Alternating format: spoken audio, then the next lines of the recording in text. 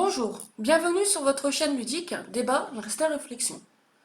Le sujet de cette vidéo, le Lusitania. Le Lusitania était un paquebot mixte. Il était avec ses jumeaux le Mauritania et l'Aquitania, les plus grands, les plus puissants et les plus rapides au monde. Il gagna le record de vitesse du ruban bleu. Il était armé par la Cunard, cofinancé par la Royal Navy, ce qui permit à celle-ci de réquisitionner le Lusitania, ainsi que ses jumeaux. Le Lusitania conserva son rôle transatlantique, alors que ses jumeaux furent dépêchés au transport de troupes.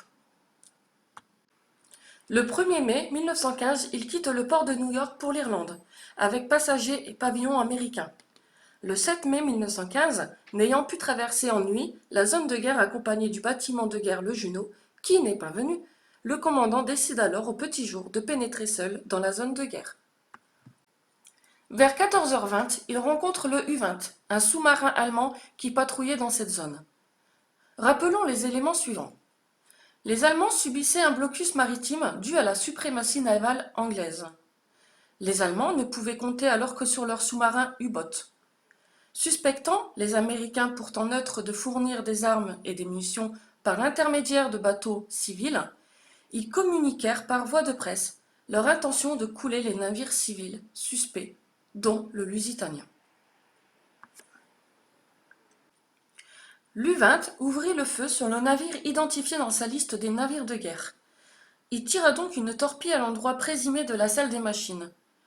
Le commandant du U-20 écrira avoir été surpris d'une seconde explosion après celle de la torpille et décide de ne plus ouvrir le feu. Là aussi, plusieurs passagers confirmèrent la deuxième explosion. Les hypothèses non validées à ce jour veulent que la deuxième explosion serait due pour les uns à l'explosion de la chaudière suite à un coup de grisou, pour les autres par l'explosion des armes et munitions transportées en secret. Du côté du Lusitania, les caissons étanches auraient dû lui permettre de supporter la torpille. Pourtant, il coula en 18 minutes. Un équipage composé d'amateurs fuyant la guerre, pas assez de canaux de sauvetage, malgré l'expérience du Titanic. Tout cela explique le bilan d'environ 1200 morts, dont 128 Américains. En effet, malgré la contestation des Anglais persistante pendant plusieurs années, la vérité sur ce secret fut levée et avérée officiellement en 1972. Ce secret, qui n'en est plus un aujourd'hui, a ouvert la porte à diverses théories et questions.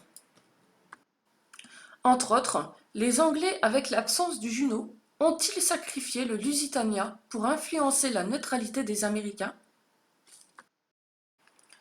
Par ailleurs, la levée du secret de la cargaison prouve que la neutralité des Américains était toute relative.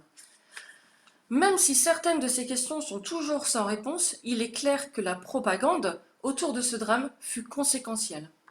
Voici quelques exemples de suites de ce drame.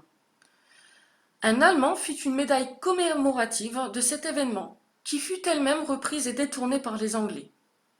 Le recrutement de volontaires explosa avec le fleurissement d'affiches appelant à venger le Lusitania. De surcroît, cet épisode influença immédiatement l'opinion publique américaine en faveur de la guerre, ce qui n'était pas le cas alors.